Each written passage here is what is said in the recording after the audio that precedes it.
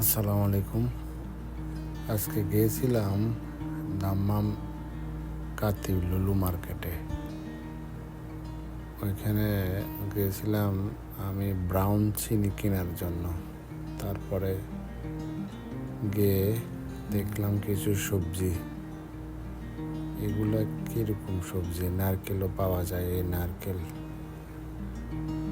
এখন বাহারি রকমের সবজি ওইখানে পাওয়া যায়, সবগুলো প্যাকেট, এবং কি অনেক দামি দামি, যেগুলো বাংলাদেশে অনেক কম দামে সেল হয়, কিন্তু এখানে লুলু হাইপার মার্কেটে এগুলো অনেক বেশি দামে সেল হয়। এটা মানেটা আমি বুঝতে পারিনি। তারপরেও জিনিসগুলো অনেক ফ্রেশ মনে হচ্ছে আমার কাছে, এবং কি অনেক কোয়ালিটিপূর্ণ মনে হইতেছে।